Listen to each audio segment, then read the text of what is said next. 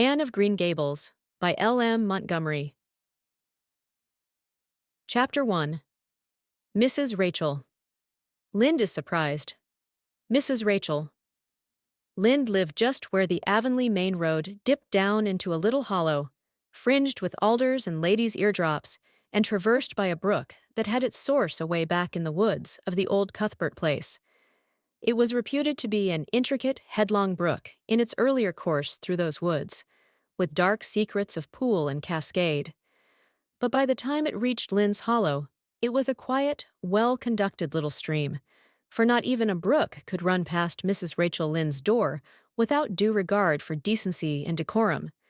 It probably was conscious that Mrs. Rachel was sitting at her window, keeping a sharp eye on everything that passed, from brooks and children up, and that if she noticed anything odd or out of place, she would never rest until she had ferreted out the whys and wherefores thereof. There are plenty of people in Avonlea and out of it who can attend closely to their neighbor's business by dint of neglecting their own, but Mrs. Rachel Lind was one of those capable creatures who can manage their own concerns and those of other folks into the bargain. She was a notable housewife. Her work was always done and well done. She ran the sewing circle, helped run the Sunday school, and was the strongest prop of the Church Aid Society and Foreign Missions Auxiliary. Yet with all this, Mrs. Rachel found abundant time to sit for hours at her kitchen window, knitting cotton warp quilts. She had knitted 16 of them, as Avonlea housekeepers were wont to tell in awed voices, and keeping a sharp eye on the main road that crossed the hollow and wound up the steep red hill beyond. Since Avonlea occupied a little triangular peninsula jutting out into the Gulf of St. Lawrence, with water on two sides of it, anybody who went out of it or into it had to pass over that hill road and so run the unseen gauntlet of Mrs. Rachel's all-seeing eye. She was sitting there one afternoon in early June. The sun was coming in at the window, warm and bright. The orchard on the slope below the house was in a bridal flush of pinky-white bloom, hummed over by a myriad of bees.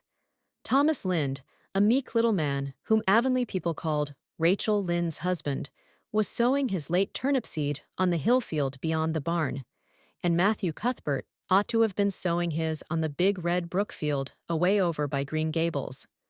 Mrs. Rachel knew that he ought, because she had heard him tell Peter Morrison the evening before in William J. Blair's store over at Carmody that he meant to sow his turnip seed the next afternoon.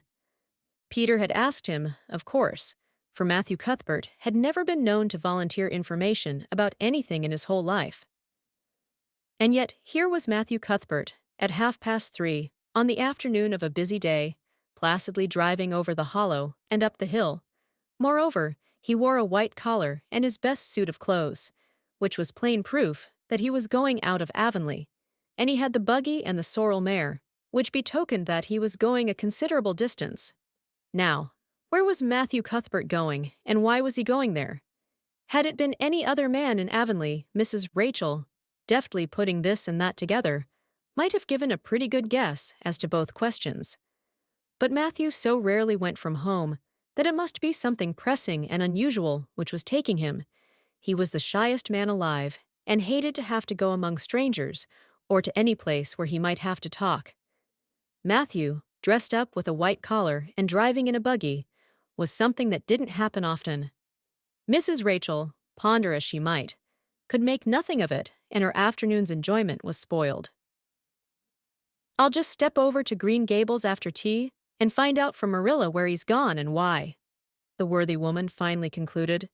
"He doesn't generally go to town this time of year, and he never visits.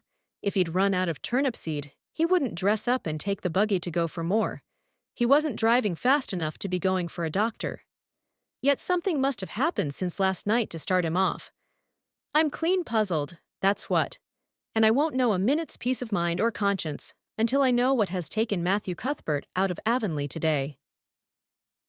Accordingly, after tea, Mrs. Rachel set out. She had not far to go. The big, rambling, orchard-embowered house where the Cuthberts lived was a scant quarter of a mile up the road from Lind's Hollow. To be sure, the long lane made it a good deal further.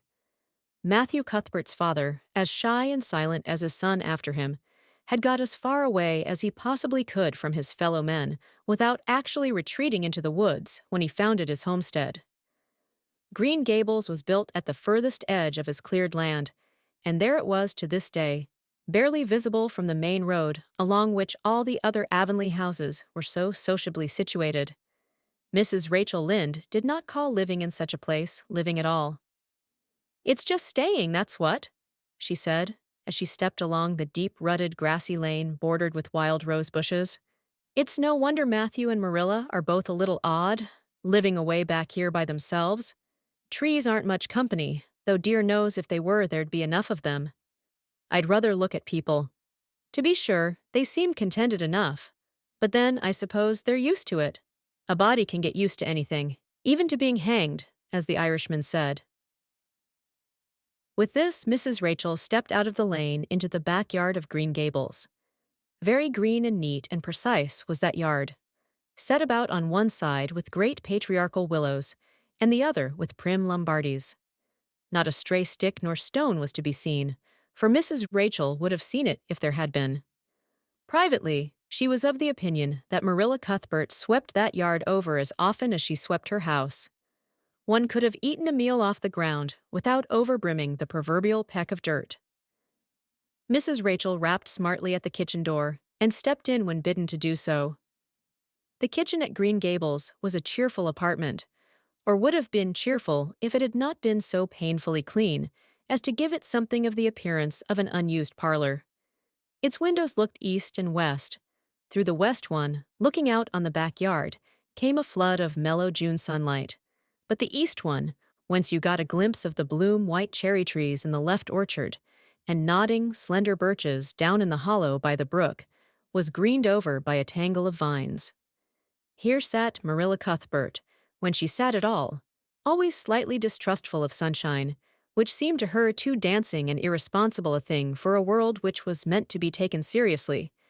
And here she sat now, knitting, and the table behind her was laid for supper.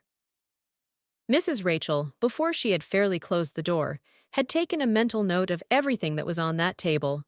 There were 3 plates laid, so that Marilla must be expecting someone home with Matthew to tea, but the dishes were everyday dishes, and there was only crab-apple preserves and one kind of cake, so that the expected company could not be any particular company. Yet what of Matthew's white collar and the sorrel mare? Mrs. Rachel was getting fairly dizzy with this unusual mystery about quiet, unmysterious Green Gables. "Good evening, Rachel," Marilla said briskly. "This is a real fine evening, isn't it? Won't you sit down? How are all your folks?" Something that, for lack of any other name, might be called friendship existed, and always had existed between Marilla Cuthbert and Mrs. Rachel, in spite of, or perhaps because of, their dissimilarity.